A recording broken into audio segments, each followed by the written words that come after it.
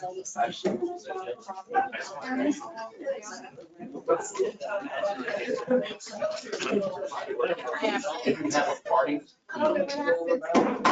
I'll go ahead and call us to order. I got 9:30 on the clock. Will everyone please stand for the pledge of allegiance?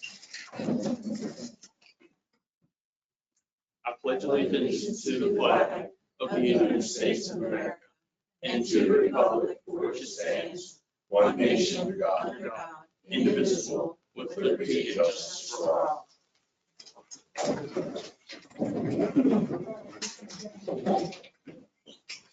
Next thing on the agenda is approval of minutes, starting on May 16th, 2022. Are there any minutes? All right. Hearing none, if there's no objection, they are approved. Next is the minutes for May 21st, 2022. Are there any minutes? All right. Hearing none, if there's no objection, those are approved. Next minutes is May 26th, 2022. Are there any amendments? All right. Hearing none, if there's no objection, those are approved. Next item on the agenda is approval of requisitions for June 2nd, 2022, and about $29,986.64. There is no objection. That is approved.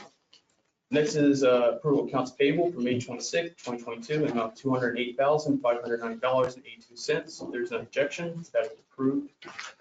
Next is accounts payable for June 2nd, 2022, and about $373,127.06. There's no objection. That is approved. Next is approval of manual checks starting with May 27th, 2022, and about $2,860.85. There's no objection. That's approved. Next is manual checks for June 3rd, 2022, and about $28,859. There's no objection. That's approved. Next is approval of payroll for May 26th, 2022, and about $265,920.46. There's no objection. That's approved. Are there any announcements or changes to the agenda? Nothing that I'm aware of. All right, thank you. With that, we can move on to public comment. I would remind everyone, you have 3 minutes, and if you're online, please raise your hand. I'm going to start in the room. And first name I have is Mark Pepiteri. Pierre. All right, go ahead and make your comment, sir. All right, is there a microphone? It's going to pick you up. It's in. Can I just stand? Yes, that's fine. That's your preference. I'm here to talk about the actions of this one street preacher, okay? This guy violates all kinds of parts of different state statutes of the state code, okay? And every one of his behaviors escalates because nothing is done about him. I would remind that the commission is charged with protecting its citizens under part 1 of the state codes, which is 61-6-21A, which mandates that Jefferson County makes all its citizens free from violence, intimidation, or by threats of violence.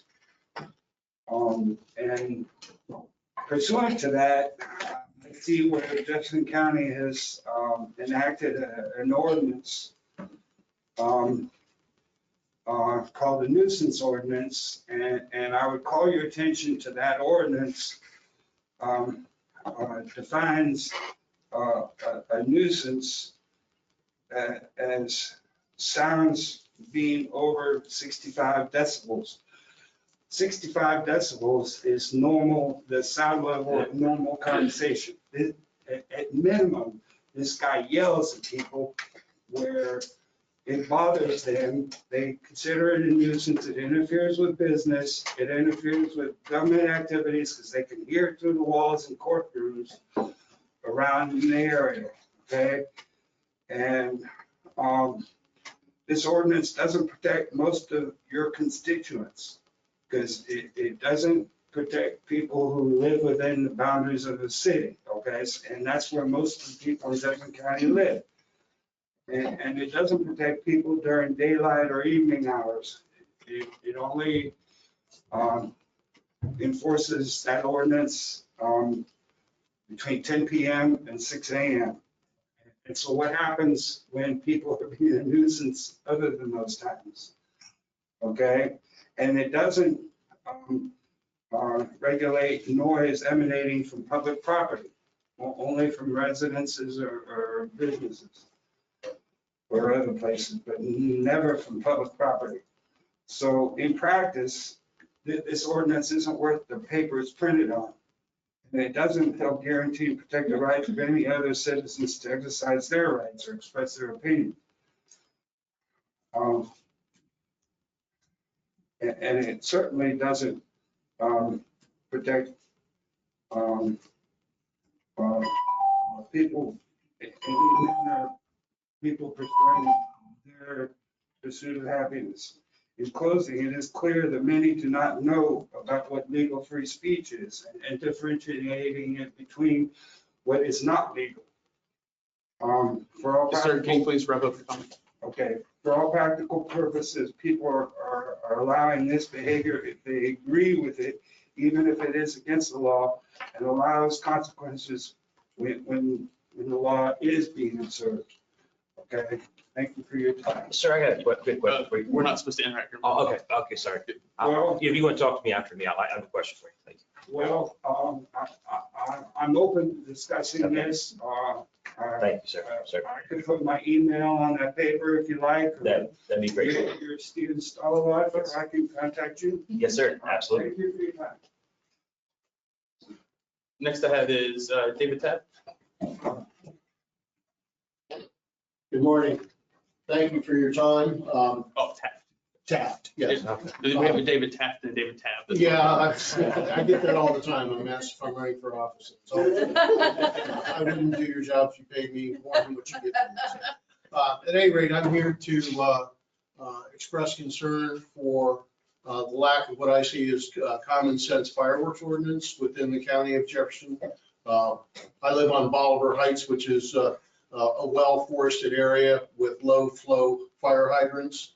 And the amount of fireworks that are allowed to be shot off within 150 feet or less, actually right next door, is frightening to me. I've been the victim of fire from lightning and had to move out of our house for a year to have it rebuilt. So, and my neighbors also have, I think, shared a lot of their comments, and I'm here to support them and their opinions as well. But I encourage the commission to consider ordinances that would prohibit fireworks within 150 feet of a dwelling. Thank you. Thank you. Next I have is Willem Dixon.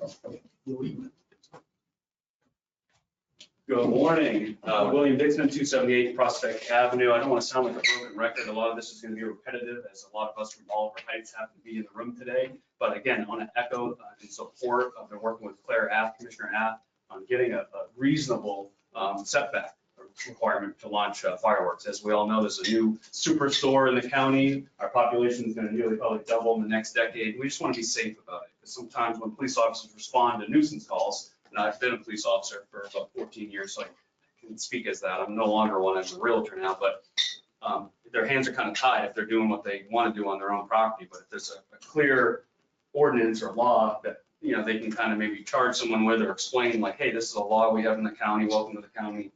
The officers can kind of, you know, have a little more dialogue with that, maybe the new resident that doesn't understand common sense, right? So our biggest concern really is just that protecting life and property, right? Let's face it, I think anyone in the room would agree to that. And just simply going by the guidelines that some of the fireworks say on their own packaging, right? It says, hey, don't launch this within 150 feet. I mean, it says it right on the package, just like a, you know, a warning on cigarette, you know, alcohol bottles or cigarette cartons. But basically what we're seeing is a lot of debris, right? Some of it contains unburnt particles, right? Which could be deadly to children or pets. So that's another major concern.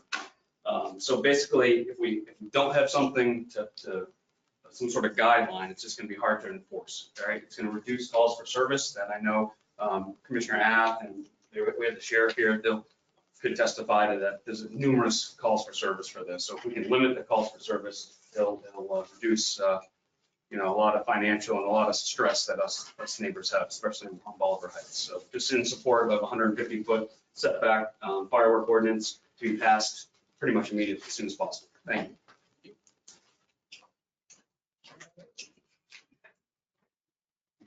Next, I have a last name that's Sanders, I think. Thank you. My name is Irene Sanders, and I'm a resident of Bolivar Heights, and I've been a resident of Jefferson County on Bolivar Heights since 1985. And I'm here to ask you to pass fireworks ordinance that at a minimum limits 150 feet. That seems reasonable to do, but it could be larger in my opinion. We have a lot of people who've moved into the county, as you know, from urban areas, and a lot of us spend our life working back and forth between Washington or somewhere else. They think they've moved to the country, and they don't realize that this is a very suburban area, and increasingly so. And we also have a lot of people who, I think they don't understand the difference between a 5 and 10 acre plot property and what we have on Bolivar Heights, which is a 20 to 50 foot separation between most of the houses up there. And so we're, like Bill just said, and Dave, we're concerned about property fire, safety, and obvious noise. The noise is incredible. And we have a neighbor, and I'm sure this is happening in other places around the county, who is actually using display fireworks. They're not sparklers or firecrackers. They're big display fireworks, the type you would see in a public park under permit use. And he lives directly across the street from me. So I think this is a problem, that what is covered in the fireworks ordinance, and how do you describe the type of fireworks that we want to look at. And finally, the Gorilla Fireworks Superstore that's opening in the old bowling alley on 340, that's a big concern. Last summer, when this first started in our neighborhood, they had that pop-up stand right there in front of Food Lion near Walmart. And toward the end of the season, it said, buy one, get 2 or 3 free. You know, we were all like, oh my God, how long is this going to go on? Because we were having fireworks every weekend, not just 4th of July, not just special occasions. And so I think that you need to look at what's going on there, because just having that big superstore encourages the purchase and the inappropriate use of all types of pyrotechnic devices. So whatever you do with the fireworks ordinance, I think you need to look at the sources of fireworks and the size of them, the size of the neighborhood, and who's doing what. Thank you very much. Thank you. Next I have is Scott Faulkner. Here, extra copies. I'm Scott Faulkner. I live at 253 Prospect Avenue, and the neighbors have just spoken. Just to summarize a bit, there are a number of facts that are confronting the community in this commission. The first one, which has been mentioned, of course, is Gorilla Fireworks. They're, unlike the pop-ups that come up right around the 4th of July, this is a year-round store, which means there's only going to be more fireworks use in this county. There are going to be people celebrating anniversaries, birthdays, and baby reveals, and you name it, sports team victories. So you're dealing with now a year-round issue, not just a seasonal issue. The second is the town, the community is growing, which means more and more people are coming here. And just like Irene said, many of them do not understand that we are a suburban and even semi-urban environment in most cases. The other piece of the puzzle is we talk about the whole English common law issue of peaceful and quiet enjoyment, which has been a fundamental part of basically Western culture for over 800 years. And it isn't about people, it's about animals. We know that dogs in particular get very disturbed with fireworks. So if someone has an animal, a loved animal in their house, all of a sudden fireworks goes off, they're having to deal with their own stress, because sometimes these things sound like gunfire, and now the stress of that animal. Common sense says 150 feet is an established standard throughout many counties, throughout many rural areas. You're going to be hearing from mayors from Bolivar and Charlestown later. There's common sense approaches. Ben Franklin famously said, an ounce of prevention is worth a pound of cure. You have the ability to prevent nuisance calls, animal stress, people stress, fires, debris falling on people's houses and in their yards, which kids and animals might ingest. you have an opportunity to prevent something before it gets worse. And so we hope that you look at common sense approaches to this policy. And I would recommend whatever Claire is developing with you, because she's listened to us and has come up, I think, with a great approach that balances property rights of everybody and the ability for someone to enjoy pyrotechnics, but also people to be safe about it. Thank you. Next I have is David Tabb.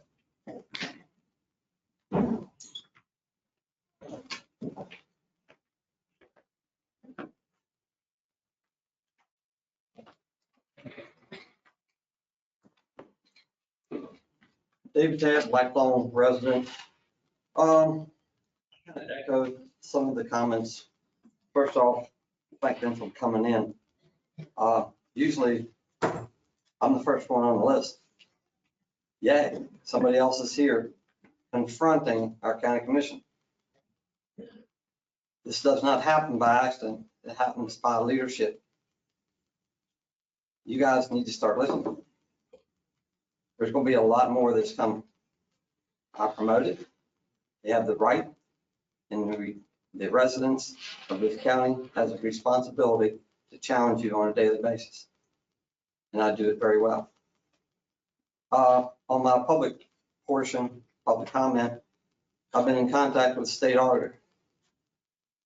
In short, they wish they had talked to me first. A lot more information is going against you, the county commission.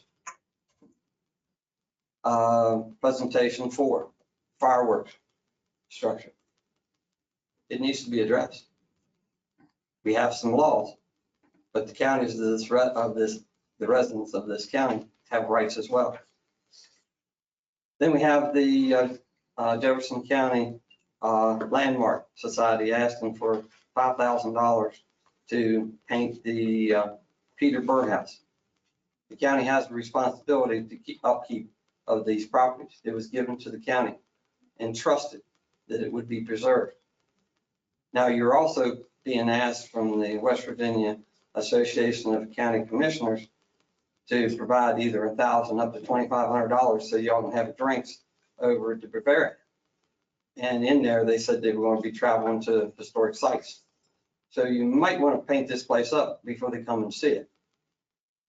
So that was agenda 5. Agenda 6 is the budgeting for the upgrade and for IT for $238,338.58. Now, keep in mind, you turned down the sheriff for his IT request. Shouldn't this have been already a budgeted item? It's not like you didn't know where it was coming from. There are no bids, no structure, or anything else. Then you're requesting for office equipment. Again, no price, no bids. The fire department response plan program, IT. No paperwork, no bids, no price. The HSEM, which is the services for flood protection. In short, we just had one. A barge broke loose, threatened 2 major bridges in the county. Didn't see any of you guys there. I was there, and none of the committee was there. But you're going to have a big party, and it's going to cost money. I suggest that you read what I write and post. I appreciate you guys starting to put it where it belongs instead of a week later. So again, y'all have a lot of work to do, and I'm sure you want to hear from me in the future. Y'all have a nice day. Next I have is Lori Pottinger.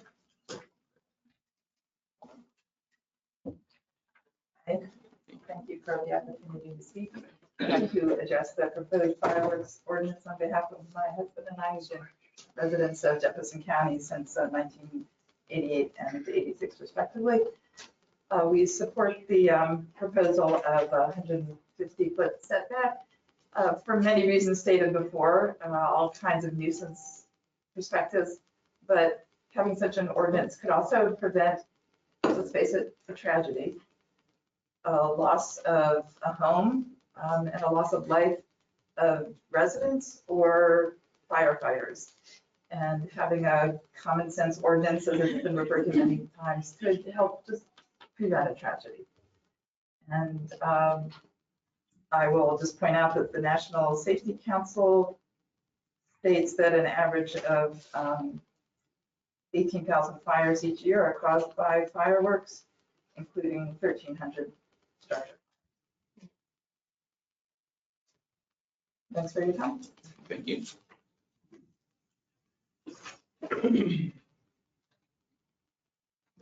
Just did anyone raise their hand online?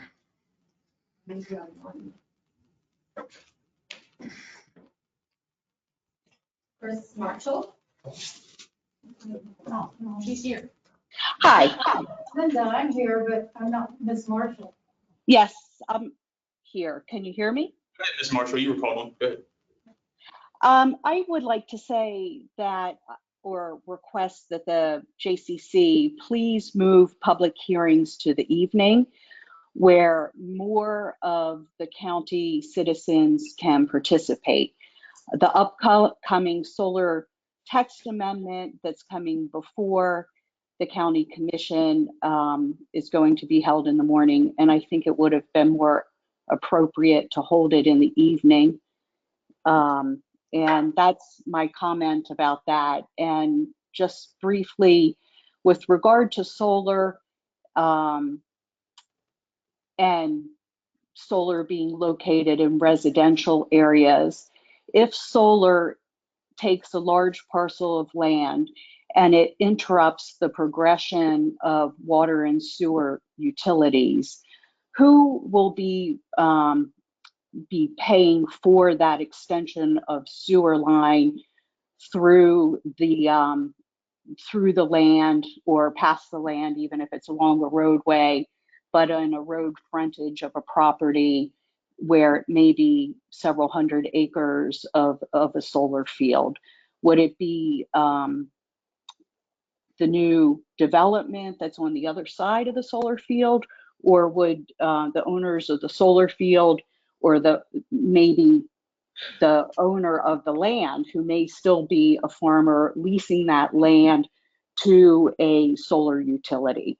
So who would be responsible for paying for the extension in that area that may be interrupting kind of like this logical progression of the sewer or a water utility?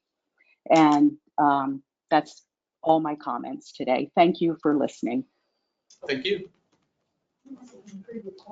Was she the only one on the? All right. It's I'll go back to the room. Go ahead, ma'am. Just state your name for the record. My name is Linda Stern-Smith. Last name is hyphenated. Stern-Smith.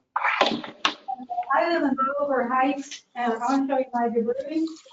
This is 2 evenings, maybe 1 evening. It fell in my yard. My neighbor likes to shoot off fireworks, and these are, as someone else said, display quality. They're not sparklers, they're not Roman fountains. And I'm the person who sent in the video to you of the pretty large one, a chrysanthemum type explosion that you commonly see in parks in small towns. These are big fireworks. And as someone else said, when this first began to happen last summer, when the boom started happening, a lot of people thought it was a gunfire. And, we're very, very scared. They're very loud. I get, the brunt of that. I've lived in the county on that street about 20 years, and we've never had anything quite like this. And obviously, as everybody else has said, that's a safety issue because of fire. It's disturbing the peace. They're really, really loud. And on my video that I sent in, sadly, my phone didn't capture the decibels. They're much, much louder than that. I haven't, recently moved to the county. I was actually born in West Virginia and relocated to this area, as I said, 20 years ago, from living all around the United States. And let's see, as I mentioned, these are hour-long extravaganzas of fireworks. And as you can see, there's a lot of debris that I picked up just in my yard. That's about it. I'm at 334 Prospect Avenue in Bolivar Heights. Thank you. My debris. Is there anyone else in the room that would like to make public comment? All right, seeing none, I'll go ahead and close public comment. We can move to agenda item number 1, Tom Hanson, sure. Morning, Commissioners. Morning. In your 2022, 2023 budget, you gave the tax office another tax deputy. I'm here to request the hiring of that individual so that he can take the position on 1 July. She has 10 years experience in customer service and accounting in one of the local banks. She hasn't given her notice yet because we're waiting to approve from you whether we can hire her or not. And so as soon as you give me approval, she'll give her her current employer, and I'll give you her name, but I'm not going to say it over in public right now until she is able to give her current employer her 2-week notice. We need her name to approve the hire. Put it in there. Okay. Name and salary. We can't approve the name. Okay, her name is Urban Patel. She works for the Bank of Charlestown. And because of her customer service, we're asking her starting salary be at $33,000. First name? It's URVIBEN, Okay. and her last name is PATEL. Okay. I think her nickname is Irby, yes. I'll go ahead and move to approve the hire of Urvi Patel for the starting salary of $33,000. Effective date is July 5th, 2022. Is that right? Okay. After the holiday, yes. Yes, okay. Second. All right, it's been moved and seconded. Is there any more discussion? Hearing none, all those in favor say aye. Aye. Thank you. Have a good day. Thank you. Motion carries. Agenda item number 2 is Mark Dick, Spark Campus rezoning request. Be online or in person? So it's just a request for the public hearing. If you have any questions for me, I'd be happy to answer. Okay. We have to send this to the planning commission. When is this soonest that we can schedule a public hearing with the schedule? Well, the preference is, I'm here to say that our June agenda is really full, and this is going to be a pretty complex staff report. So we would prefer that it be on our July 12th meeting, so you could hold it. Your third Thursday in July is a regular meeting for you. That would be after the July planning commission meeting. Okay, is that okay with that? Okay. Yes. All right, let me pull up that date. So that would be July 21st. Yeah. And do we just need a motion to schedule the public hearing? It automatically goes to the planning commission? But I think you have to refer to the planning commission as part of the motion. I'll move a motion to refer this to the planning commission for Conformance with comprehensive. to see if this project is conformance with the comprehensive plan, and also to schedule a public hearing at this body at the county commission on July 21st, 2022.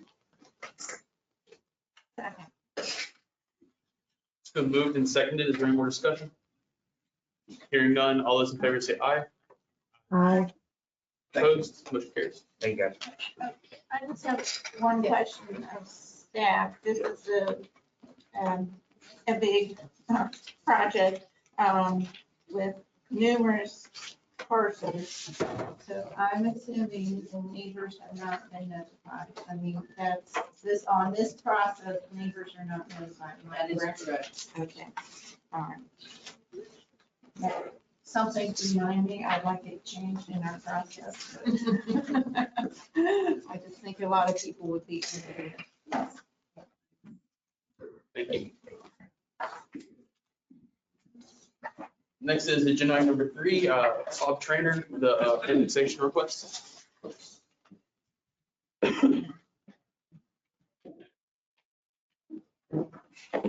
Sit down. Yeah.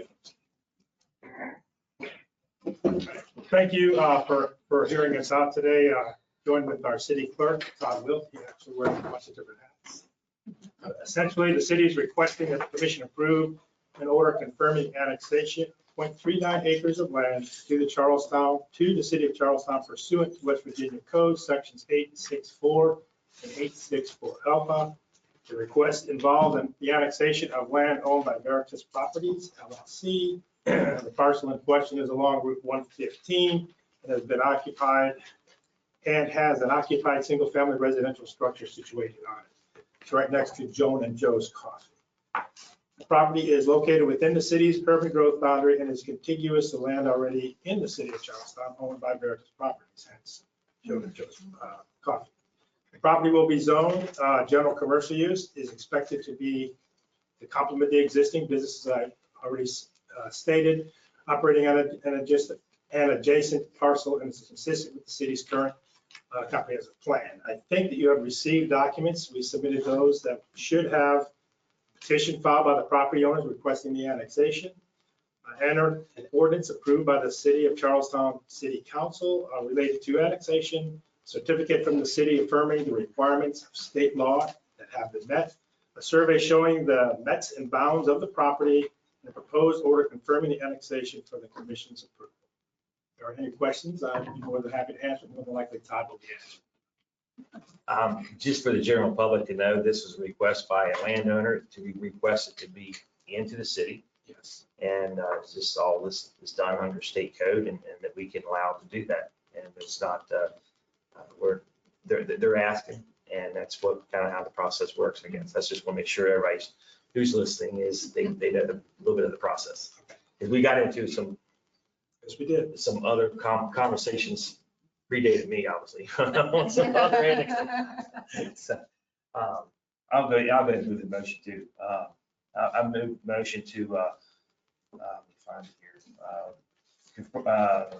Approving and confirming the annexation to the city of Charlestown, a parcel of real estate containing 0.39 acres, more particularly described as a subject property of the municipal corporation certificate dated May 20th, 2022, presently located in the Charleston District, Jefferson County, and by Veritas Properties LLC as provided by West Virginia State Code 8-6-4 and 8-6-4A. This is an annexation without election. And I'll second that motion, and I'd like to ask our attorney, I'm assuming all the requirements have been met? Yeah, I have reviewed the documents and they look to be in order to me. Okay. And they provided an order Right. as well. Yeah, just checking that box. Is there any more discussion? Hearing none, all those in favor say aye. Opposed? Motion carries. Thank you. Thank you. And you can stay right there, Bob, in the hot seat. Yep, next is item 4 from the lease off, Steve. Yes, thank you, Mr. Hudson. The item 4, I was asked to put this on the agenda. Yeah, I was asked to put this on the agenda. I attended a mayor's meeting a while back, and we were discussing the fireworks in the county. The biggest concern for the mayors was that you could buy the fireworks in many locations in the county, but folks, they do not know, the general public, they do not know where they can ignite them at. As y'all know, are very well aware, as you heard earlier, the county does not have a fireworks ordinance, but the cities do. And the request from the mayors was fairly simple, is they're asking us to provide a map. We could probably get our GIS department to do this, provide a map of each retail fireworks location. So all the pop-up tents, everything you see, grill fireworks, just a map showing where you're allowed to ignite fireworks and where you're not. And correct me if I'm wrong, but I think the city of Charleston, you have a 0 tolerance. Sparklers, can you do sparklers? I think sparklers, we can. You can sparkler, okay. We actually have a copy of our ordinance. Okay. Which you can put into the record. Sure, And also absolutely. some maps too. Who do I give it to? Anybody over here? Yeah. This was something, I know Mayor Trainer's here representing all the mayors today on this topic. I don't know if you have anything else you want to add to this or not. I would say that I'm not necessarily representing the mayor. Well, you're carrying the same torch. How about that? There you go. We do, I'm just gonna show you, I don't know if you can see this, but this is the map of Charlestown. And these are the incorporated areas, and these areas are not. So the confusion is last 4th of July, we went out and we were citing people. We didn't write any tickets, just warning them about the fireworks. But they had no idea that they were A, in the city limits, or B, that there was any kind of requirement within the city as far as igniting fireworks. So the thought was they could buy, like right up here by Mountain View, they can buy fireworks. But then if they live in Norfolk Lee, for example, they're not allowed to light those up. So they wouldn't necessarily know that. I know that they're responsible for knowing that kind of stuff, but they may not know that when they're buying the fireworks because it's right there. So the thought was if we could have a copy of the ordinances, the city ordinances, which I think are all pretty much the same, very similar at any rate, and then post up some type of a map that would say, okay, if you live in this area, fireworks are prohibited there, for example. But that's just the kind of thought we want to kind of help the population become compliant with our fireworks ordinances. Okay. So, Or you might say if you pay city taxes, you can't sell. we'll do that, but you'd be surprised how many people still get confused in this manner. Yeah. No, that's a good way to do it as well. Yeah. But I have copies of these maps. It sounds like the GIS thing might probably be a better idea since it incorporates. Yeah. But there's also the other municipalities, Oliver and Jefferson. And we might have to get, I think you allow sparklers, but I don't know what the other municipalities, what they allow or I'm don't allow. not sure. I don't know. But I would think that they would be more than happy to, forward their ordinances to the commission. Okay. Yeah. And I feel like this is a reasonable request. This is just an educational piece to put in these fireworks stands so people kind of know where you can ignite them and where you can't. The folks, as y'all know, like the mayor mentioned, some people don't know if they moved out, if they're in the city or in the county. And the folks that spoke earlier from Bolivar Heights, are they in Bolivar or are they in the county? It's the county. That I is think they're county. in the county. That is county, okay. Because, it's some areas in the county, Yeah. I'll use over here by Martin's, you step Yeah. on one side of the street, you're in That's right. Ranch, you step on the other Yeah. side of the street, you're in Charleston, you step on the opposite corner, you're in the county. So it's hard to tell in some of these areas in Bolivar Heights, I don't know where the boundary is exactly right there where the Heights Bolivar. We serve a number of people that, they have that Charlestown zip code and they assume they're in the city, Right, right? right, yeah. They show up to vote in the municipal election. Yeah. They don't really know. Yeah, no doubt. I would also request maybe in the future that the commission kind of consider, should there be some kind of guidelines or regulations with lighting off fireworks, certain periods of the day or certain times of the year, that kind of thing. Because I think I heard earlier a woman was speaking about, fireworks are already being lit off at the end of May. Yeah. So I don't know, again, I'm not complaining about your lack of ordinance or whatever, but I'm just saying that would help everybody in the county. Sure. To do a little bit better. And certainly would help the law enforcement to enforce different ordinances throughout the county. And I think you mentioned that you rode around with the chief last year and. Thought it was in Beirut. Yeah. I was very, very active, and we tried to just go into the city, Charlestown city areas. It was phenomenal. I mean, it's like the woman said, it was like a professional show in some places. Sure. But with no rules or regulations, I just get a little bit nervous that somebody's going to get hurt, some kid get burned or something like that. All right, what do you do? I'll go ahead and move a motion, and I didn't really write it down, but I would move a motion to request our GIS or ask our GIS department to draft a map demonstrating where you can ignite fireworks in the county and including the cities as well. And perhaps we can request that map be presented and be displayed publicly in all fireworks retail locations. Is that I'm going to second that for discussion. okay? Because I want to know how we're going to do that. We can't force them to show it. Well, we Right. could maybe, Or who all, does everyone does anyone know where all the fireworks are being sold within the county? Because I'm not opposed to an educational component, because like they were mentioning, I live in Charlestown technically, but I'm not the city of Charlestown. Right. And I didn't know that until I started looking into Mayor Bob's municipal election. But I would be curious about the implementation. Right. And because they are private businesses, can they tell us no when? I would think so. Ms. Brockman might. Any fireworks stand that's in the unincorporated area has to get a zoning certificate from Alex Beaulieu, the zoning administrator. So if we had she could definitely, we mail them the zoning certificate anyway, we could have this map and document that somebody provides it to her, we could include that. I don't know how you require them to display it. I don't know if she could add that to her requirements or legal would have to get involved in that. We could ask. Yes, we them could to display definitely it. ask I don't them. think we We could could definitely force provide them. them to display. But that is a way to know, is that almost all of them are, I mean, we're sort of interested in knowing whether the new fireworks store will do away with some of those smaller businesses, Right, you know, it may replace them, but we don't know that yet. Usually this is about the time of year she starts to get applications for the 4th of July, so she does the zoning certificates. Not that I can promise, her to do something on her behalf, but I think, if we had the information, she could distribute it with the zoning certificates. Well, I didn't write my motion down, but I would amend that just to say we'll ask to display it and not require. Because we might be stepping out of our authority. Yes. Yeah, Commissioner Jackson, yes, Jesus. I was just gonna say it would be beneficial for the county to put that map on our site, possibly share it on our Facebook page, along with the municipalities' ordinances, so that, disseminating information as many ways as possible and saying, here's what's permissible and what's not, what the ordinances are within the city, here's the city limits.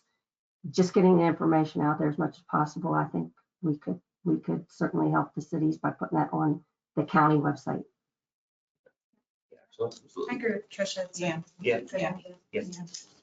And we can also, we'll put it on our website. Yeah, I think all the municipalities would love to use that as well too. And just so y'all do know, a young lady that works in our GIS department reached out to me and saw this on the agenda and basically it's said, hey, whatever y'all, let us know what you need. So it's very, very helpful. And she did my email, but Jessica from the GIS office. So very, very appreciative of her willing to, I'm not sure we had to make a formal motion first to do this, but it was very, very helpful for her to see our agenda and ask for if we need any help. Well, and could I amend your motion that the mapping information be sent to the zoning administrator and then she would, when somebody comes in and applies for that permit to sell, that she supplied that also? Absolutely. Or is that stepping beyond is that doing too much for a zoning applicant? I don't see why it would be a problem to provide them with the information if you're not trying to require them to do. Yeah, that's fair enough. We can include it in all the requests for these stands and any zoning and any permit that we need to distribute. Actually. All right, is there any more discussion? Hearing none, all those in favor say aye. Aye. Opposed? Motion carries. Thank you, sir. It's also need to copy these maps. All right. Todd worked so hard to put together. Did he hit print? He did. Oh, there's some work behind. Yeah, that's true. Take care, y'all. Thank you all. Next I have is agenda item number 5, Mr. Martin Burke. Come on up.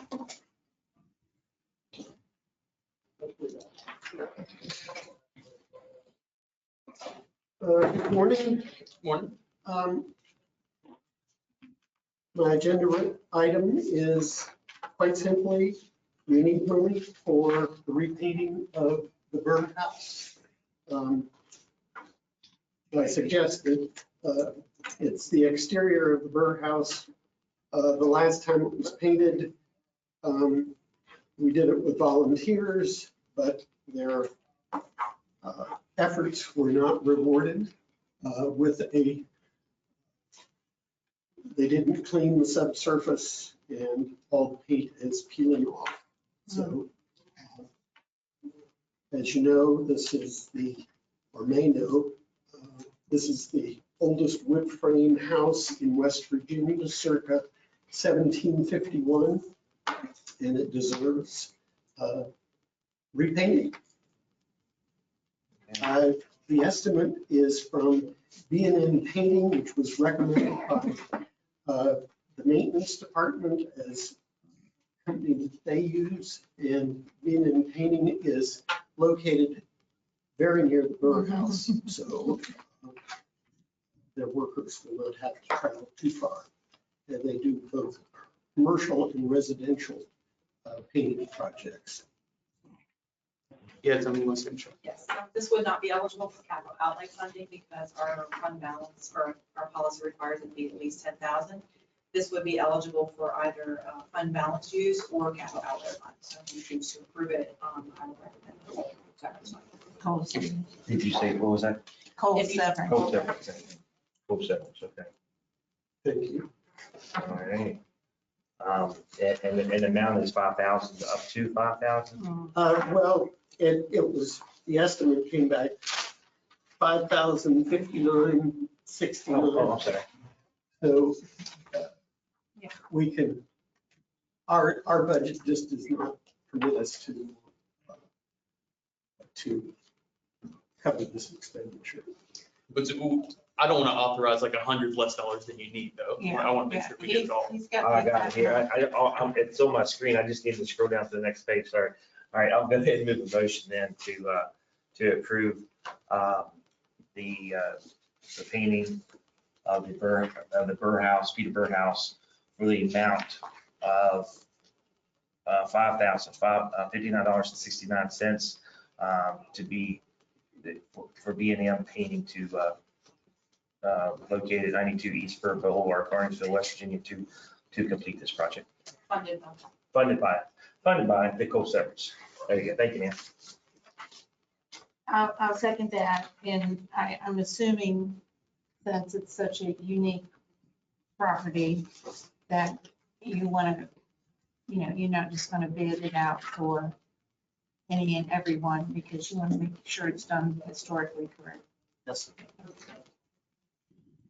Is there any more discussion? Hearing none, all those in favor say aye. Aye. Opposed? Motion carries. Thank you. Yep, thank you.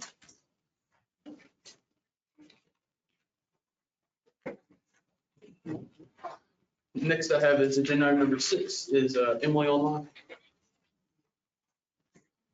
Okay. Did y'all just want to go ahead and go to Michelle? So we're about 20. Yeah, well, because item 6 for me, I have questions for Michelle, so we can have Michelle.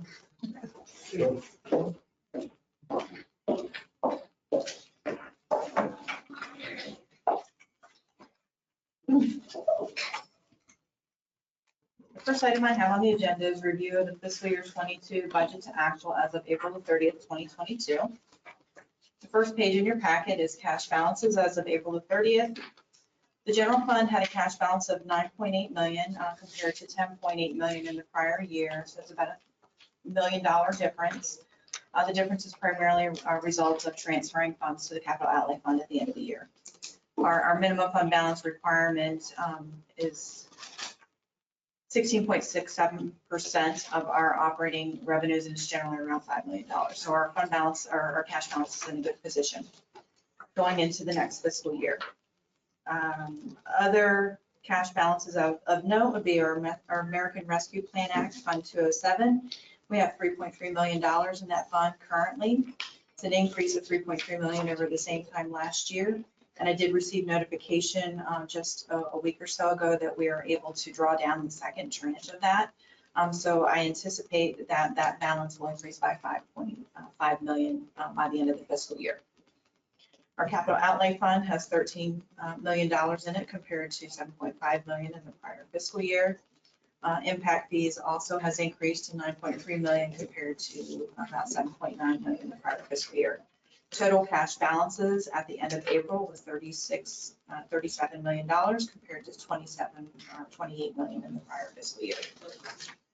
The next page is expenditures by department as of April 30th. At the end of April, you would expect to see expenditures and revenues at least 83%, which would mean that we've covered 10 months of the fiscal year. Ad valorem taxes are typically received in 2 payments, so the majority of those revenues are already received. It is normal that the budgeted amount of 15.2 million and the actual amount received of 15.6 million has about a $500,000 difference due to uncollectible accounts. It is an increase over the prior year of 226,000, so it's in a good position. Ambulance fees would represent the in-kind contributions that the county contributes to volunteer fire departments.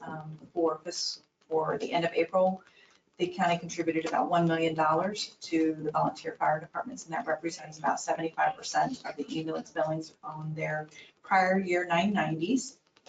Building permit revenue, I have an additional handout for that, so I'll go over that again at the end. Emergency 911 fees, we receive that in quarterly payments. So although it's at 80%, we are expecting to receive additional payments through the end of September for the current fiscal year. It is actually on track to meet budget for fiscal year 22, and it's about $100,000 increase over the same time last fiscal year. Franchise agreements, that is also a revenue that we receive on a quarterly basis. So as of the end of April, we had received 292,000 compared to 278,000 the prior fiscal year.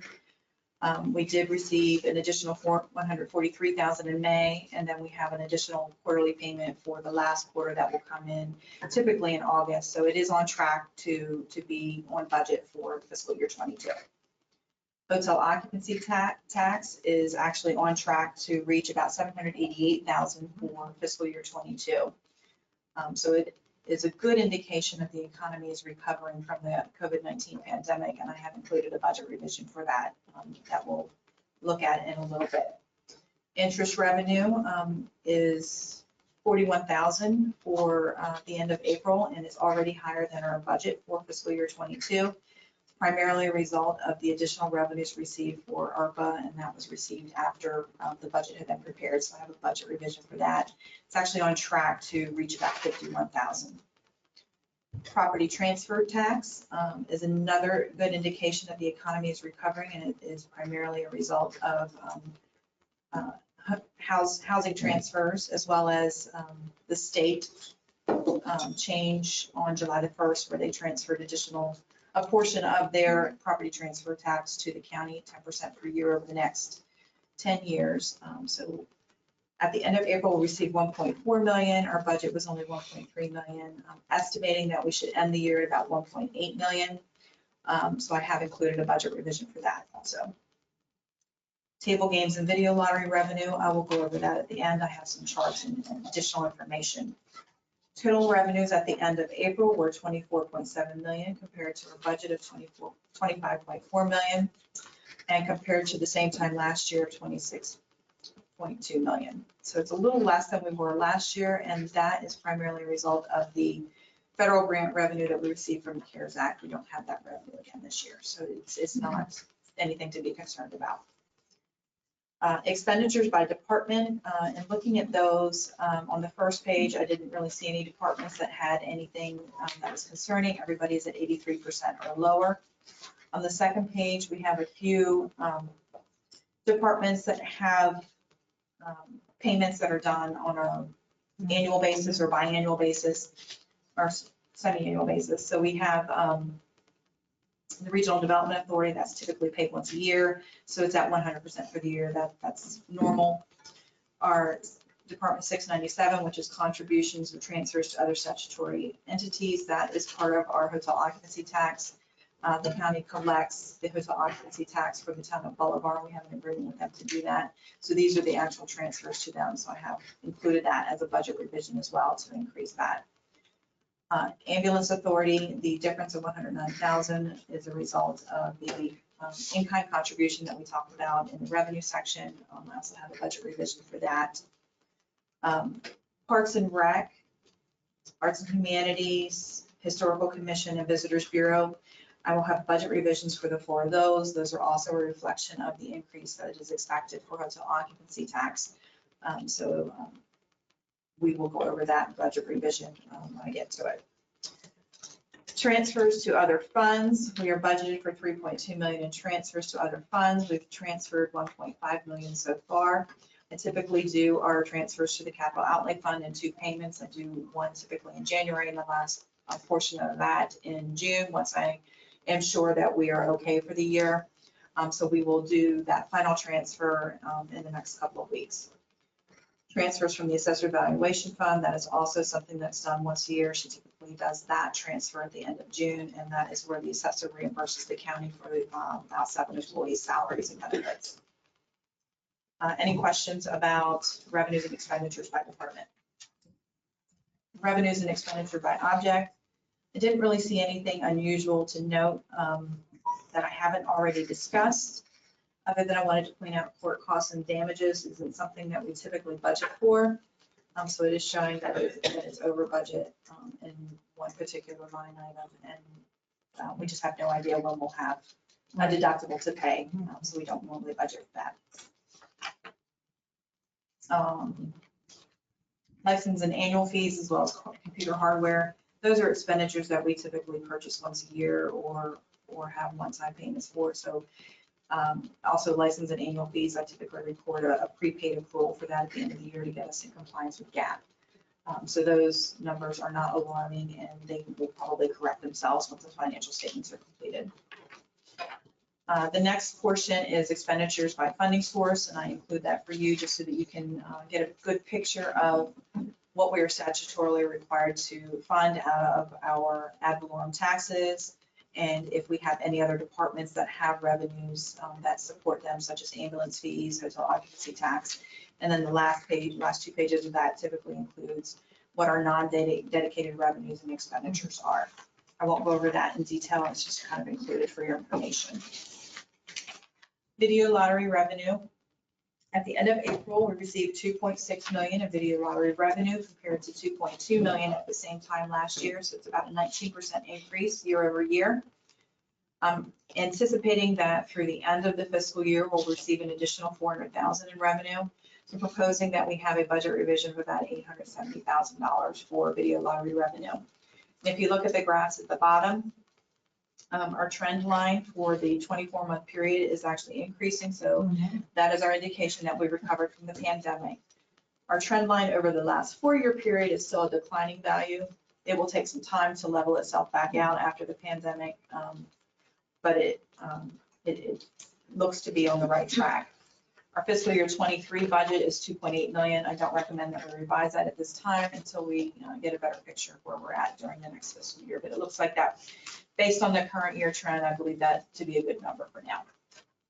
Table games revenue, we received 534,000 as of the end of April, compared to 353,000 at the same time last year.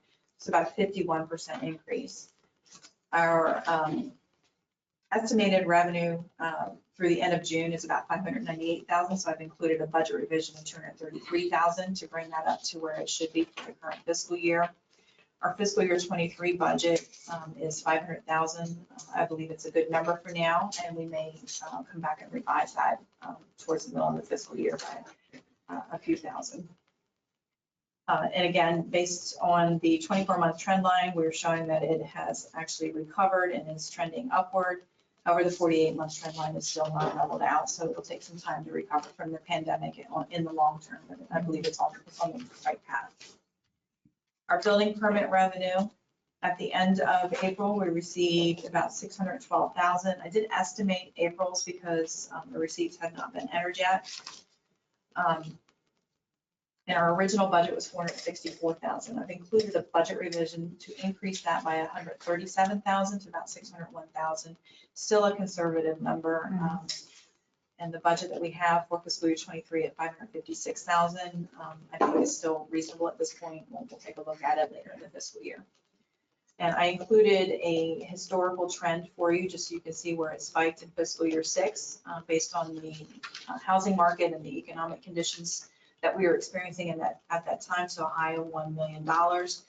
It decreased to a low in fiscal year 12 of 163,000, and now we are projecting fiscal year 22 to be over 600,000. So it's recovering at a slow pace, and it's not increasing to the extent that it was in fiscal year 6. So I don't think we'll have as dramatic of an impact if the economy turns back around like it did in fiscal year 6. Any questions about the financial statements? Okay, so the first budget revision that I have is for the general fund. It is budget revision number 6. It includes increases to revenues based on the historical trends that we just went over. It also includes a few expenditure increases. The expenditure increases were for our courthouse and maintenance department. They are experiencing significant increases in electricity, fuel, and also in our central garage for vehicle fuel based on the trends that we're seeing right now in the economy. As you know, fuel prices are approaching $5, and in some places they're over $5 per gallon. So that is strictly a reflection of the inflation that we're experiencing. We have an increase of $10,000 to our Homeland Security Department. They were approved for a BURP grant in fiscal year 20, and that was delayed due to COVID. They were able to actually do that BURP grant training here in fiscal year 22, so I need to provide them with that funding back. Increase for our in-kind contributions to ambulance fee, for the in-kind contributions that we make to volunteers, just to get that back in line with the actual amounts that were reported. We did receive a grant from the state for spay and neuter. It's a fix-a-pit program that is put on by our animal control department. I think this might be the 3rd year that they've done it, and it's really a great program. So I need to increase revenue for that, as well as increase their line item so that they don't go over budget overall. And then, of course, the last portion of that would be increases to parks, arts and humanities, historic landmarks, and CBB for their hotel occupancy increases that we're projecting for the year. And then the last 2 pieces would be transferring the response plan from the 911 center to the IT department. They've actually incurred some expenditures in IT, not in the 911 department, so I need to transfer that funding there. Any questions about that budget revision? Okay, I will need a motion to approve that. I move that we approve the fiscal year 2022 state budget revision number 6 for the general fund. Second. It's been moved and seconded. Is there any more discussion? Hearing none, all those in favor say aye.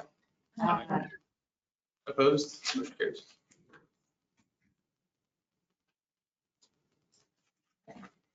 The next budget revision is Coal Severance Fund budget revision number 4.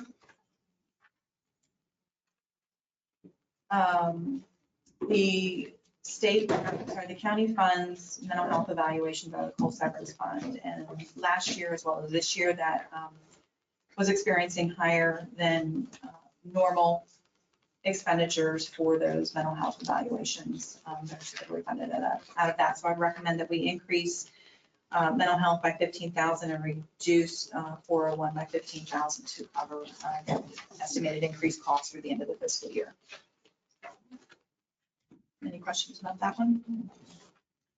That's, the coal severance, yeah. Yes. I move that we approve the fiscal year 2022 state budget revision number 4 for the coal severance fund. And second. It's been moved and seconded. Is there any more discussion? Hearing none, all those in favor say aye. Aye. Opposed? Motion carries. Okay, and in anticipation of you approving the request for Martin Burke, today is the last session that I have to be able to get these budget revisions approved and submitted to the state. So I did prepare a state budget revision for the coal severance fund for $5,000 for the request that you just approved for Martin Burke. So if you could just approve, and we'll include it in the next agenda packet. It is coal severance fund state budget revision number 5 for his request that was approved today. $5,059.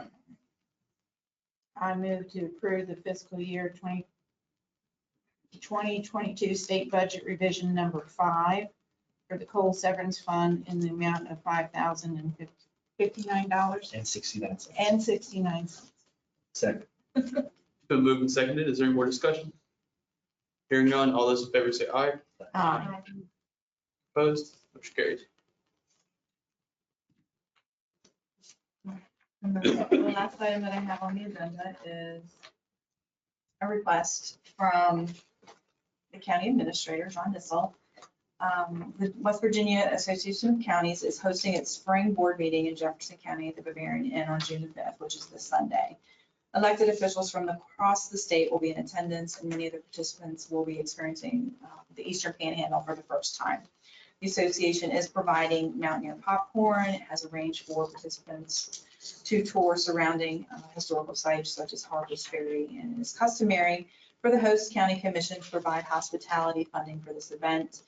I did provide you with a copy of the state hospitality request form, and I modified that for the Jefferson County Commission. He had suggested that we potentially fund about $10, a portion of one of the meals up to $10 per person for a maximum of $2,500. We don't actually have the total count yet because it hasn't actually happened. If we choose to fund this, I believe that the commission department would be able to absorb it. We have some overages in contracted services that we could just do an internal budget revision for, so I don't think it does not need additional funding at this point. We could absorb it internally.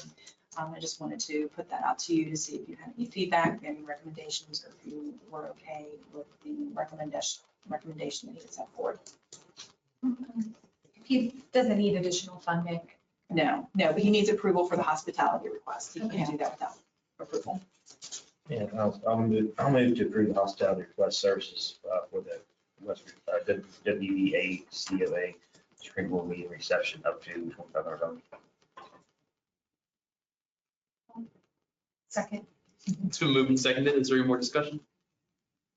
Hearing none, all those in favor say aye. Aye. Opposed? Motion carries. Thank you. Thank you. Wait.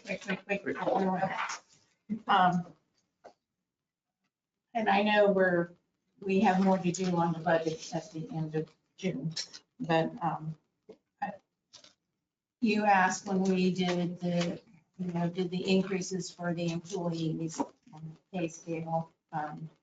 Well, not on the pay scale, but because of the cost of insurance. So I'm hoping you can bring that back when we do end of the year adjustments so that the COLAs and so forth and get carried over into the pay scale. Right. Yeah, because the employees will just go backwards if we don't do that. I do plan to put on the June 16th agenda. I'd only had 2 days prepared for this agenda. I will put the potential revised grade scale on the June 16th agenda so that we have it done in time for July the 1st. Just wanted to And mention. then I'll also have a budget revision for you the first week of July for the transfer of the approximately $150,000 from the insurance fund to all of the departments so that they are made whole for the increased COLA amount. Okay. And not to step too far from the agenda too, I'm really pushing that we have an ARPA hearing. We put some nonprofits off during budget, and there's some that are doing tremendous work and need some financial assistance. And I know we have another big project coming that we're looking at ARPA funds, but these are just as important. It saves lives, and we need to look at that again. Okay, I will talk with John. We'll get a Thinking of meeting CASA scheduled. and day report. I can't think of what else there is. Yeah, community mission.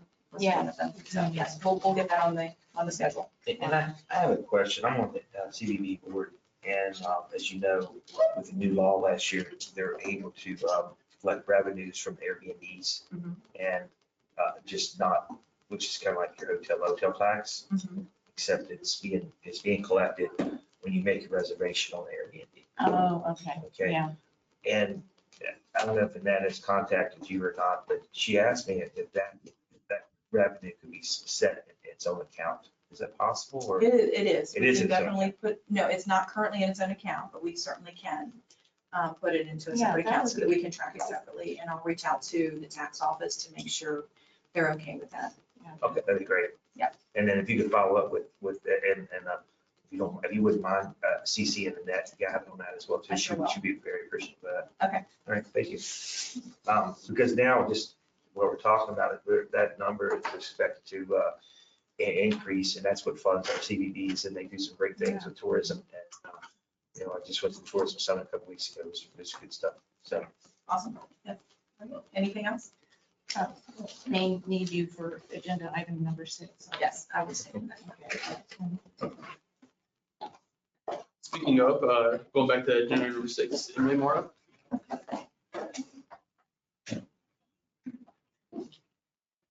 Do have a handout. We like paperwork and extensions. All right. It's kind of help out, set the stage on what I'm going to be requesting this morning. So, good morning. My name is Emily Morrow. I serve as Department Head for the Extension Office. I also serve as the Agriculture and Natural Resources Agent. Don't come before the commission a lot, so I thought this would be helpful to kind of lay the groundwork. So our office provides research and education opportunities for anyone, but we primarily focus on 4-H youth development, agriculture, natural resources, and family and community development. So I'm coming before the commission today to request we move one of our county employees, we have 2, from a 70-hour pay schedule to an 80-hour pay schedule. Our existing county employee is already on an 80-hour schedule. I keep wanting to say work week, but that's not right. But she's already on a 40-hour work week. So we would like to bring our other secretary to that same work schedule, and I'm here to request the additional funding to do so to accommodate that extra funding. We are a very small department. Our budget is 116 for the most recent fiscal year, and about 75% of that is salaries. So our administration staff is extremely important to the work we do. Just to give you a bit of a picture, this handout is just kind of picked and choose what we've been working on to date, so it doesn't encompass all of our work, but we do a lot of volunteer management, which has a lot of impact in the community and the youth we serve.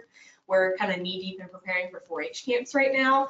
And with the volunteer management, this administrative professional I'm specifically talking about does a lot with the 4-H program.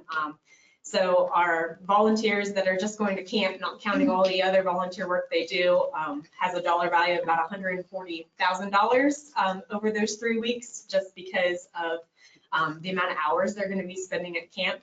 And that's just Jefferson County volunteers, not to mention Berkeley and Morgan, because we do camping in a tri-county partnership here in the Panhandle.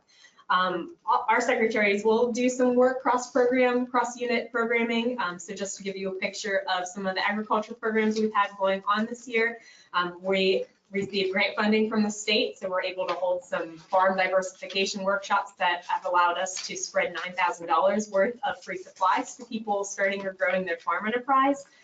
We've put together some container gardening kits for low-income families that have a projected value of about $35 to $40 per family.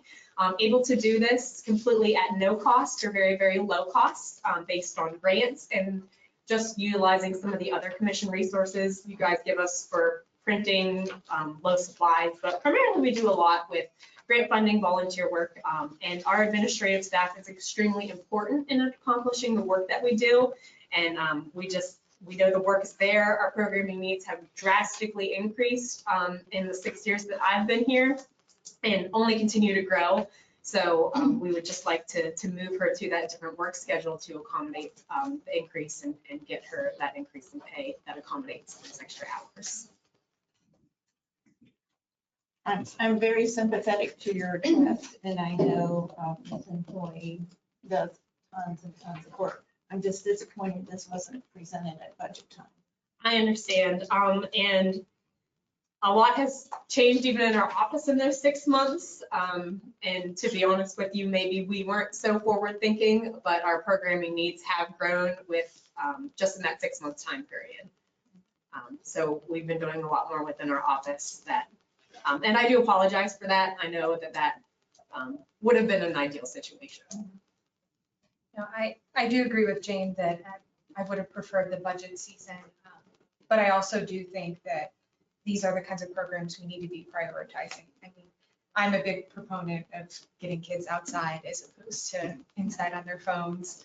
So I wouldn't be opposed to an increase in the funding, just because I think that the program helps kids and also promotes Jefferson County. And helps the parents too. This- This is needed mental health. I was gonna ask the question, but I think you're gonna go ahead and answer it. I calculated the amount that would be needed, which would also include our COLA and merits that are also coming up, would be about $5,054 for the full year, fiscal year 23. So I recommend it to be effective July 1st. And just to echo what she said, their fiscal year 23 budget is only $119,682. So this would increase it to just about $125,000. I would recommend that we just fund it by reducing the transfers that we have to the capital outlay fund for next year. Okay. So the total you say would actually be, I have 5,054. I gave a projection, but I am not a payroll nor a finance person, so very possible I was off by a few $100 there. no, It's close. It's that's fine. When you, she did, I would rely on her. Yeah.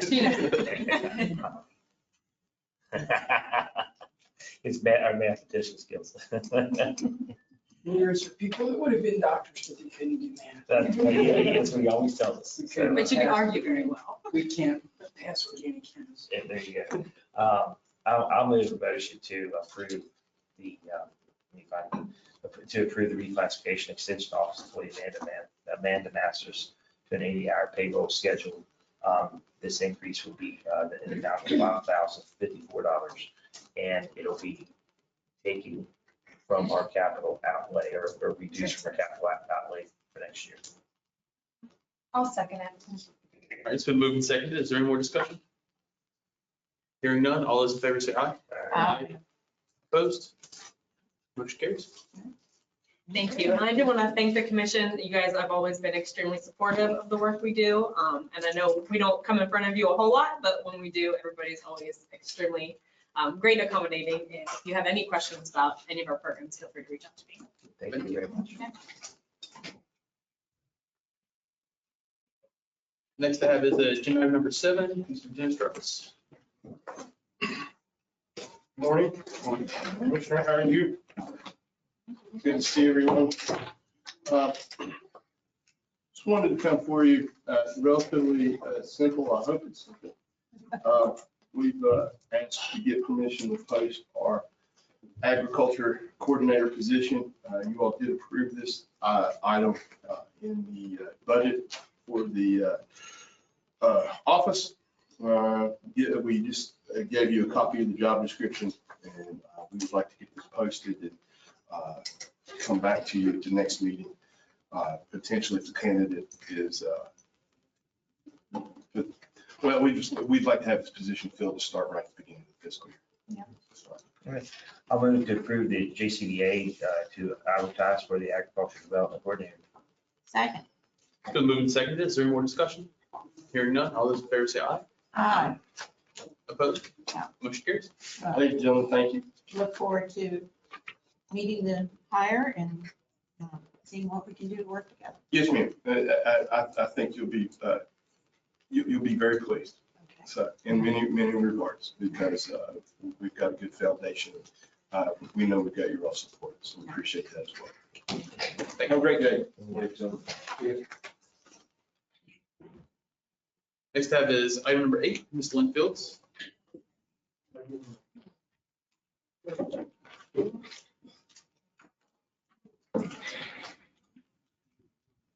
Good morning. Good morning. Do we need the fiduciary? I move we convene as a fiduciary review board. Second. It's been moved and seconded. Is there any more discussion? Hearing none, all those in favor say aye. Aye. Opposed? Motion carries. I'm here from the probate office to present a petition to probate in solemn form. The last will and testament of Robert D. Grant Jr.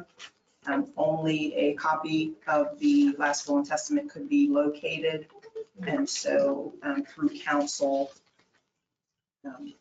John Dorsey, she was going to be here, but might run a few minutes late,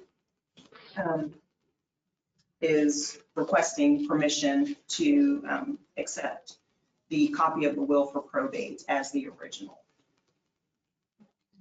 And we've run a notice in the newspaper and notified all interested parties, and I have heard no objections back. at this point. All right. Let's see, I move that we approve the petition to probate in solemn form. Is that what you need Yes. for Robert David Grant Jr.? Second. Are you? I'm his son. Okay. Yeah, so I live there. I got the notice. I wasn't sure what this was for exactly.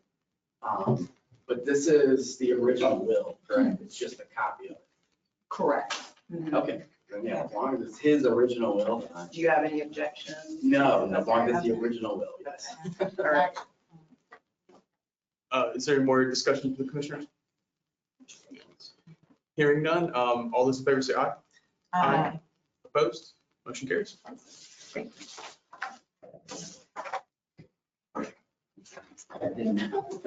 I move we reconvene in regular session. It's been moved and seconded. Is there any more discussion?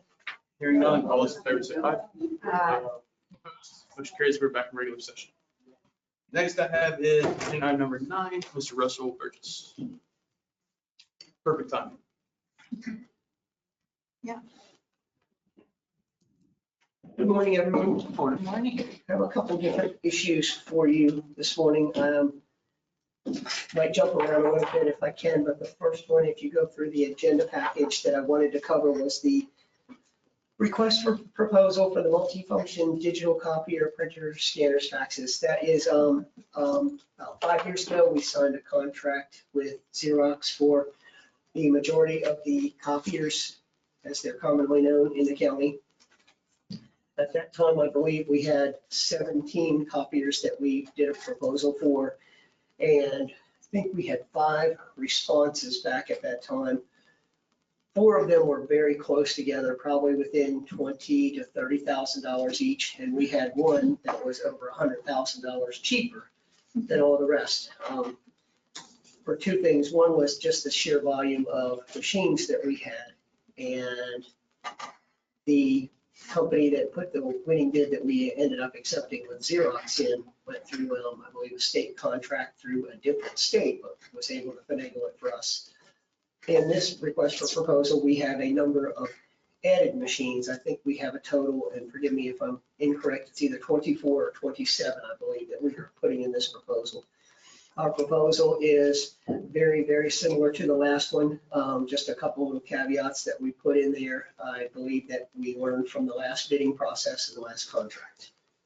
But if that is okay, if you've had a chance to review that proposal, we would like to go ahead and release that and see if we can solicit bids for the replacement of this, because we brought in a couple more units from, I believe, the county clerk's office and from the public service building out there. So hopefully we will have some very competitive bidding. And what we had last time, our monthly cost on these was way below any of the other things that were out there.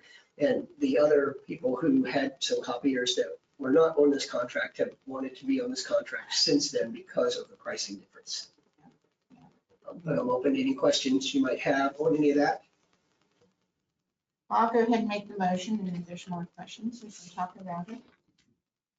Move to approve the release of the request for proposal to the general public as of today's date to obtain proposals for the replacement of said equipment detailed and the request for proposal. Second. It's been moved and seconded. Is there more discussion? Hearing none, all those in favor say aye. Aye. Opposed? Motion carries. Can you, I know everything's more expensive now. Do you have a clue,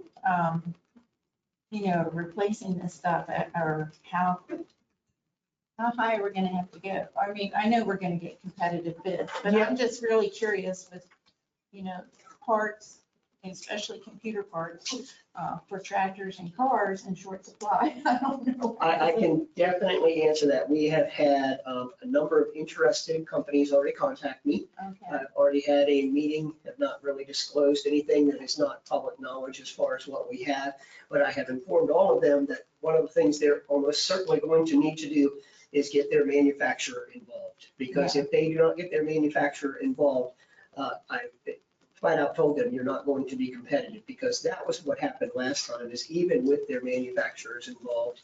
The one bid, we had 2 bids from Xerox. There were 2 different companies. They were both Xerox dealers. The one bid was $96,000 higher than the other. As far as what they will be this time, I do not know. One of the things that we're looking for the contract is that whoever the winning bidder is, that we will have a set date that they have to be able to get the equipment to us. Yeah. Because we have had that.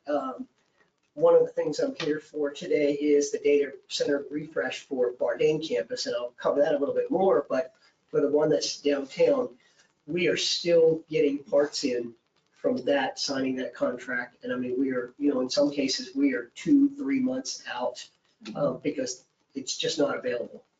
Some of the equipment we were looking at is just, it's just not here.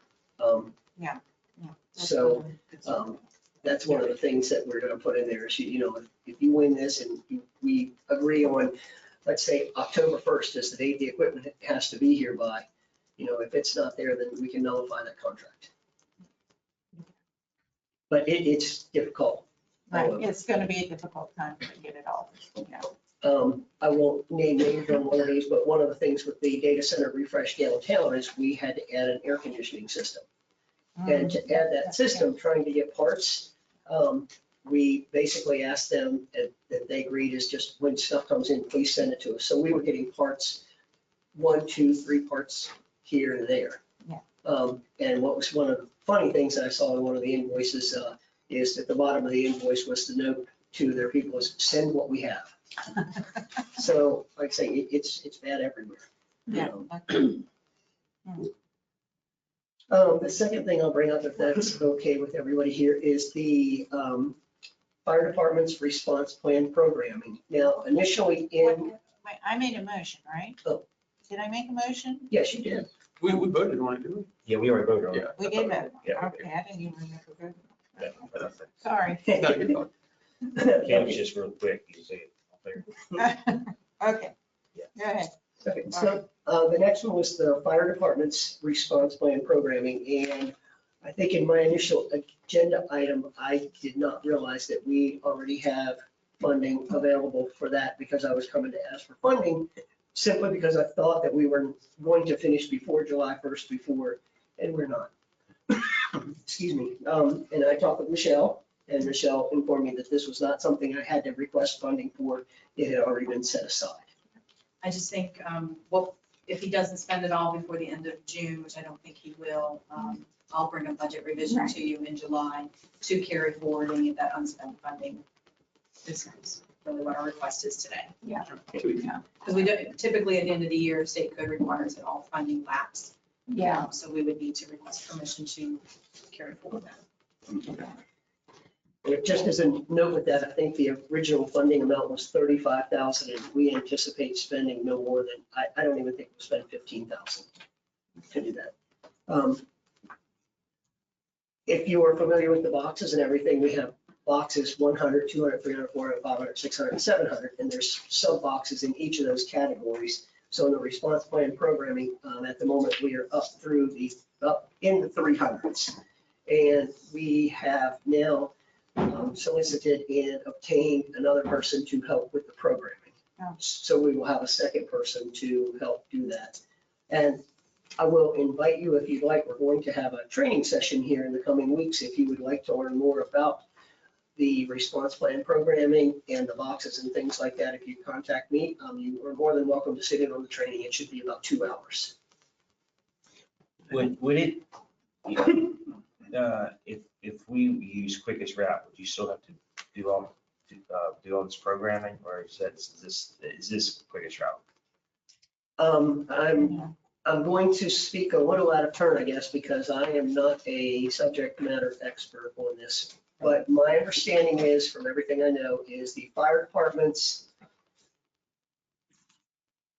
through the state fire marshal, I guess, had something going on so that we are not using quickest route for some of the fire departments, that they want response plan, and that is their prerogative.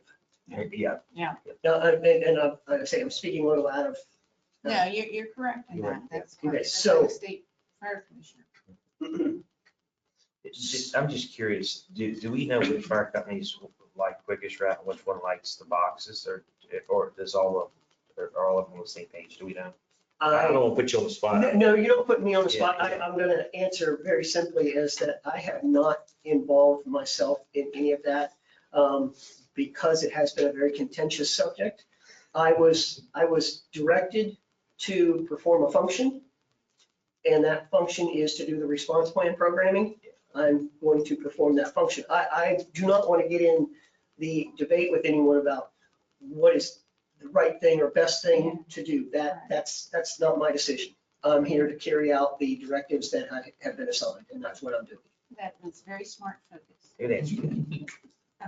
I guess my thought process is looking at how much work is involved. If there's like, I don't know, if 3 out of the 7 wanted the quickest route, maybe, I don't know if it would be possible to talk them if in the same program. I know we can't, or ask, there could be an ask, but that's fine. I understand the answer. I understand where you're at. Yeah, that's, I will tell you the one thing from being involved in this is the training session and learning about the complexity of the fire departments and what they do. It is not like, hey, there's a house on fire, send some people or whatever. It is a very involved, it is an extremely complex thing that goes on behind the scenes that we don't see in our everyday life. So, if you'd like to learn more about how complex it is and everything that goes on with it, please come to the training session. It is eye-opening. No, I agree. I spent I some know time. some of it. I don't know how to program it, but I know some of the issues. Yeah, I spent some time at the 911 center and watched, and they showed me, it was very interesting to see. Yes. If there's a fire in this box, you said this tank or this engine, they have a list that they sent. So there's very, very, like you said, it's very complex. Yes. Very professional. I think I have just learned, and I've been very impressed with our fire departments and, all of the things behind the scenes that as a typical citizen, you don't see, and I see some of these things and I'm very impressed with what they do and the people that serve. Absolutely. Okay, like I said, I don't have a motion or anything with that because that was whatever, so I figured I would just give you an update on that. The next one that I have is the Bardane campus data center refresh, which is the same as downtown. The reasoning for this is the hardware has outlived its usefulness or ability to take software upgrades, and we need the software upgrades for cybersecurity. If we cannot keep our systems upgraded and updated, they become more and more susceptible to hacking, ransomware, malware, everything like that. I normally would not be here this soon for this, but one of the things that we knew when we did the first one is that, as you talked about, prices going up, unavailability of everything. And when we did the last one, when we went to sign contracts, one of the suppliers or vendors said, I have already been hit with price increases for your equipment. And they held the line on that, and they have tried to hold the line on this one to a point. Dell and EMC actually came to us and gave us a written agreement to hold the pricing for the equipment that we purchased downtown. If we do the same thing, which is what we're doing out at Bardane, they would hold the pricing for us through June 30th. I don't have to actually spend the money before June 30th, but I do have to sign contracts before June 30th to hold that pricing. We already know in the items that we have been looking at, the pricing has increased between 10 and 15% for most items. And some items, the pricing hasn't increased. They're just not available. So, we've had to switch out as far as some of those things. With that being said, for the Bardane campus, the actual cost that I believe we're going to expend is less than the one for downtown, simply because Bardane is not as large. We don't have as much equipment there. Yeah, I just wanted to say that this project is already approved in the fiscal year 23 budget out of the capital outlay fund. It has 250,000 in funding. He is really asking for permission to get the requisition approved at the next meeting so that he can sign the contract on June the 30th. There will be no expenditures until next fiscal year, but he wants to lock in that pricing by June 30th. Okay, fair enough. I'll move the motion to approve the purchase of the related components to refresh, upgrade the Bardane Data Center in the amount of $238,338.53. This is a request that to be pulled from the capital outlay project In the 2023 in budget. the 2023 budget. Second. It's been moved and seconded. Is there any more discussion? Hearing none, all those in favor say aye. Opposed? Motion carries. Thanks for taking advantage of every savings that you can. Oh, it was, we had discussions about that at that time, that it was going to be, the pricing was going to be there. And as I said, we're still getting equipment coming in from the original one, just Yeah. because it's so far behind. Lead times on a lot of equipment have been 2-3 months or more. Yeah. Okay, thank you all very much.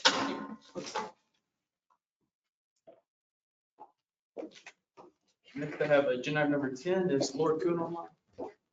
She's online. She said that she was heading up the end of a cold, so that's why she's going to be. Appreciate that. Good morning. Good morning. I'm here before you today. During budget time, I was approved for a new position for our central garage due to the increased workload. This will help out our auto mechanic a good bit. I'm requesting to go ahead and advertise it for this position so I can go ahead and get someone in place as soon as I can, shortly after July 1. So I'm here to request to go ahead and start that process. I'll move to approve advertising to fill the new position of auto shop helper at grade 4, 80 hours. Starting salary is $38,127. Second. It's been moved and seconded. Is there any more discussion? Hearing none, all those in favor say aye. Aye. Opposed? Motion carries. Good luck, mechanic. A good mechanic. Thanks. Next I have is Stephen Allen. Is he going to be online to see you first? Mr. President, I would like to take a short break. It's also if there's suggest we're nobody- about 40 minutes early if we want to break. He's not online, and I don't think he was attending. I don't think he was intending to present online. If he's on here. Okay. Yeah. Would you want to go into executive session until he gets in there, or would you want to, or because on date and stuff? We can move the motion unless they come back on the motion. Go back. I think I can handle everything before 11:40. Okay, All right, can we go into executive session, take a 5-minute break, and then go back out, then go back in. Okay. We don't have to go back out. We can just take a recess in executive session. I got you.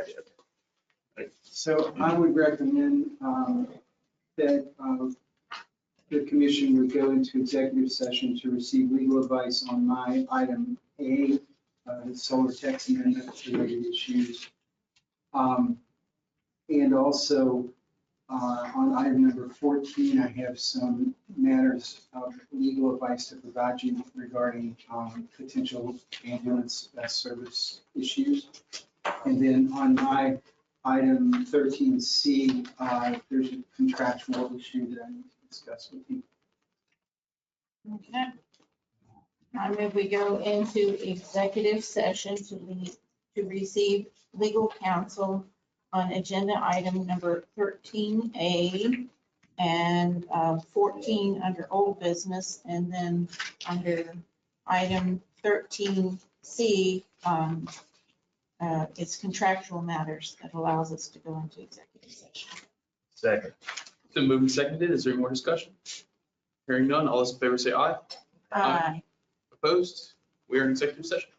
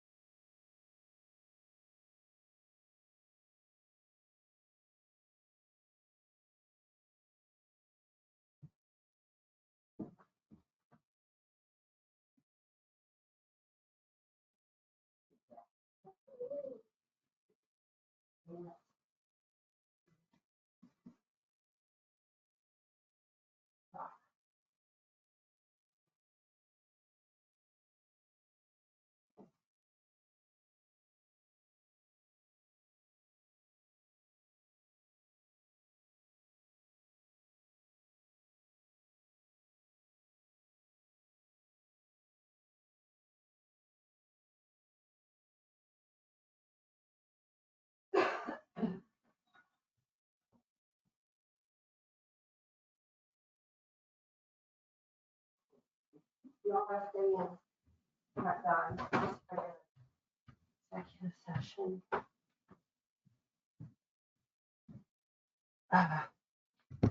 Yes.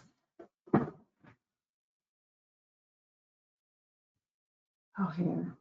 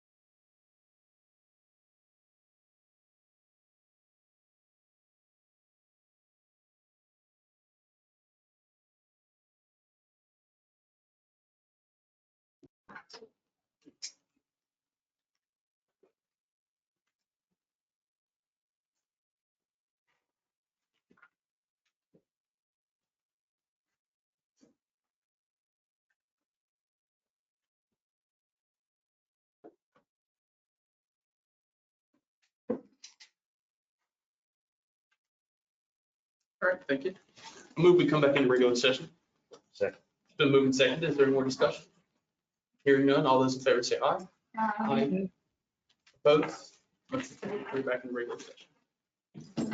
The man that I was just about to call out, we can move back to agenda item number 11, Stephen Allen. Perfect time. Yeah. I'll bring Dick Myers, Deputy Director, up with me. I should wait till you sit down. I was gonna say, I was gonna sit down. Good morning, ladies and gentlemen. I'm sorry? No, they have it in their packet. I'm before you this morning to get your all's approval on, or resolution on accepting the 5-year program for public information plan for, and this is all part of our community rating system. Every 5 years, we have to update the plan or reauthorize what the plan is for getting the word out to the community about the dangers of flooding, what procedures and processes we have within Jefferson County to curtail or reduce the amount of damages that can happen because of flooding, such as, as a matter of fact, I thought, there's Mason right now. Perfect timing for Mason as well. In regard to the regulations that we have within Jefferson County to prohibit people from, or not prohibiting from purchasing property in the floodplains, but if they do, there are certain things that they need to do to make sure that it won't get damaged by flooding. So, and this takes into consideration us going out, like we're going out on Saturday to Bark in the Park. That's one of the public areas that we go out to, as well as the county fair. And anytime we have the opportunity to talk to people, talk about the reason that we have a lot of preparedness for flooding within Jefferson County. So what I'm appearing before you for this morning is to ask your all's approval on the plan as we have it. And I might add that nothing that we're doing now has changed from what we've been doing over the last 5 years. We're just a continuation of what's going on.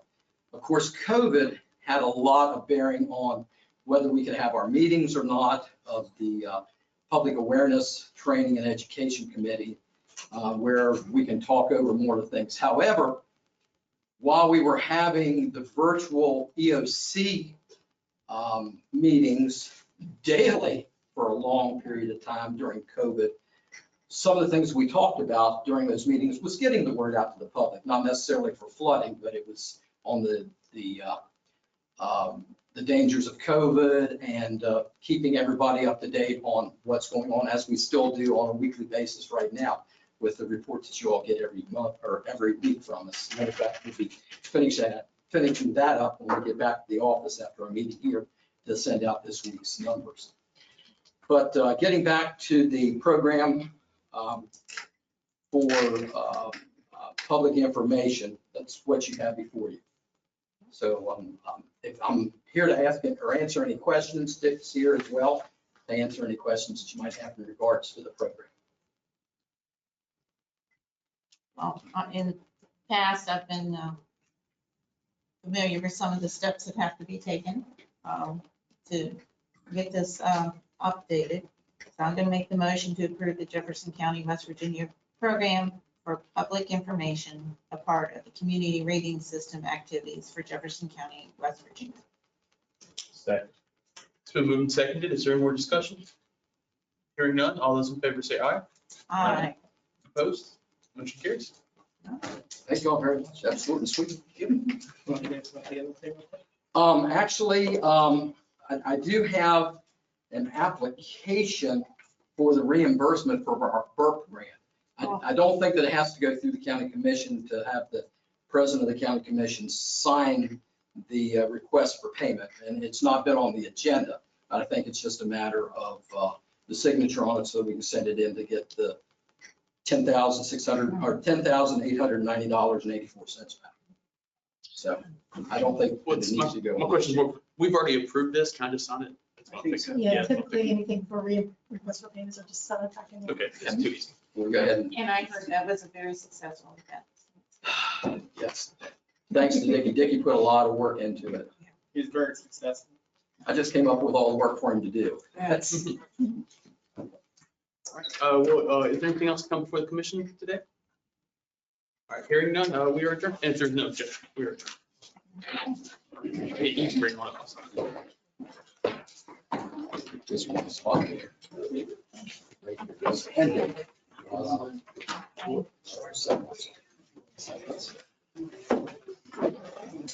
Yep, of course.